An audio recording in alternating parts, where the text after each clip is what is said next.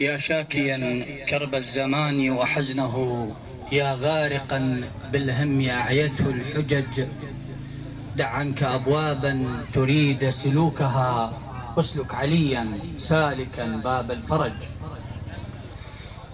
صلوا على محمد وآل محمد. اللهم صل على محمد وآل محمد.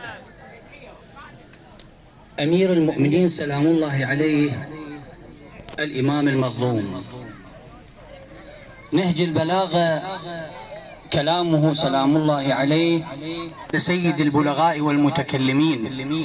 لدي مجموعة مختارة من كلمات أمير المؤمنين سلام الله عليه. النهج إذا امتنع ولا يمهله النطق إذا اتسع، ونحن لأمراء الكلام فينا تنشبت عروقه وعلينا تهدلت غصونه.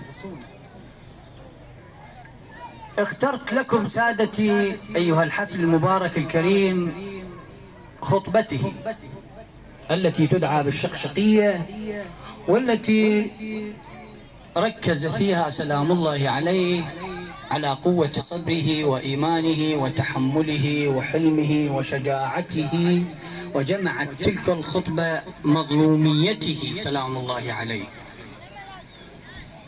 فهو الصادق حين قال: أما والله لقد تقمصها ابن أبي قحافة وهو لا يعلم أن محلي من، وطفقت أرتئي بين أن أصول بيد جداء أو أصبر على طخية عمياء، يهرم فيها الكبير ويشيب فيها الصغير، ويكدح فيها مؤمن حتى يلقى ربه.